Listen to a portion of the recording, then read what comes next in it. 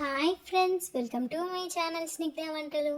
ఈరోజు రెసిపీ వచ్చేసి ఉల్లి ఆకుతో సర్వపిండి పెట్టానండి. మా ఇంట్లో సర్వపిండి అంటేనే చాలా ఇష్టం. అలాంటిది ఉల్లి ఆకుతో పెట్టాను, చాలా టేస్టీగా ఉంది. ఇప్పుడు సర్వపిండి కోసం అయితే ఒక 9 వరకు పచ్చిమిర్చిని తీసేసుకోవాలి.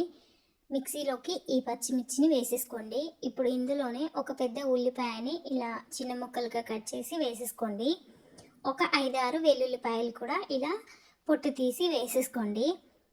ఇప్పుడు ఇందులోనే 1/2 టీ స్పూన్ వరకు ఉప్పును వేసేసుకోవాలండి. ఉప్పు వేసేసి మిక్సీకి పట్టేసుకొని పక్కకు పెట్టేసుకోండి. ఇప్పుడు ఒక పెద్ద గిన్నె తీసేసుకొని 3 కప్పుల వరకు బియ్య పిండిని వేసేసుకోవాలి. నేను 3 కప్పుల వరకు అయితే బియ్య పిండిని తీసుకున్నానండి. ఇలా తీసుకున్న బియ్య పిండికి నేను తీసుకున్న కారం అనేది కరెక్ట్గా సరిపోతుంది. నేను తీసుకున్న మిర్చీలు అంతగా కారం లేవండి, అందుకే 9 వరకు మిర్చీలు తీసుకున్నాను. మీరు ఒకవేళ మిర్చి కారంగా ఉంటే ఒక 5 వరకు వేసుకుంటే సరిపోతుంది.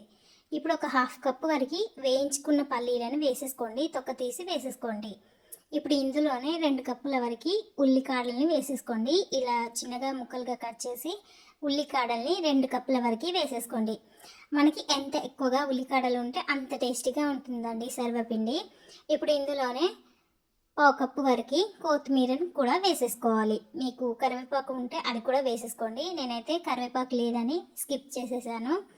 ఇందులోనే 2 టేబుల్ స్పూన్ల వరకు పెసరపప్పు వేసేసుకోండి. మీకు నచ్చితే శనగపప్పు కూడా వేసేసుకోవచ్చు, కానీ ఒక 10 మినిట్స్ నానబెట్టి వేసేసుకోండి శనగపప్పుని. ఇప్పుడు 1 టీ స్పూన్ వరకు సాల్ట్ని వేసేసుకోండి. ఇలా సాల్ట్ వేసేసుకున్న తర్వాత మొత్తం ఒకసారి కలిపేసుకోండి. మనం మిక్సీకి వేసేటప్పుడు 1/2 టీ స్పూన్ సాల్ట్ వేసాం కదా, ఇప్పుడు 1 టీ స్పూన్ వేసుకుంటే సరిపోతుంది. మనం మిక్సీ పట్టుకున్న పచ్చిమిర్చి పేస్ట్ని అయితే వేసేసుకోండి. ఇలా పచ్చిమిర్చి పేస్ట్ వేసుకున్న తర్వాత మొత్తం కలిపేసుకోండి.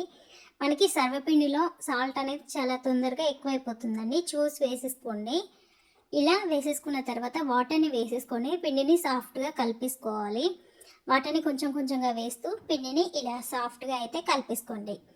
ఇలా కలుపుకున్న పిండిని ఇప్పుడు పక్కకు పెట్టేసుకోండి. మీరు ఏ గిన్నెలో అయితే సర్వపిండి పెట్టేసుకుంటారో ఆ గిన్నెలోకి 1 టేబుల్ స్పూన్ వరకు ఆయిల్ని వేసేసుకోండి.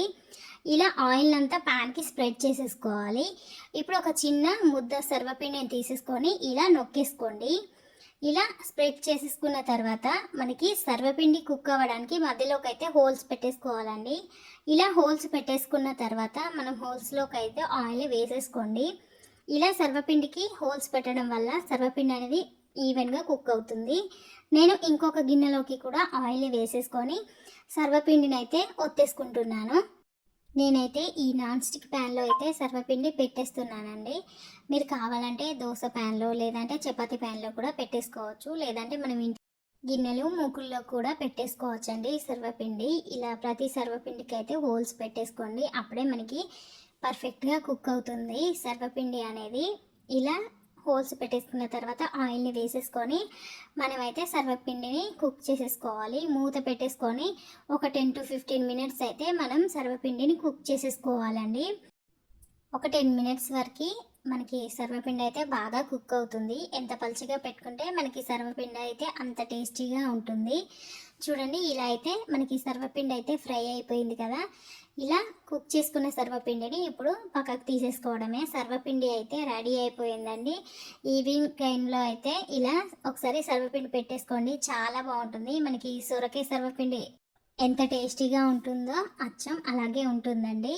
మీరు ఒకవేళ నెక్స్ట్ డే కూడా తినాలనుకుంటే కొంచెం మందంగా పెట్టేసుకోండి, అప్పుడు కొంచెం సాఫ్ట్గా ఉంటుంది. లేదంటే పల్చగా పెట్టేసుకుంటే మనకి ఆ రోజుకే బాగుంటుందండి. మీరు నెక్స్ట్ డే కావాలంటే కొంచెం మందంగా పెట్టేసుకోండి.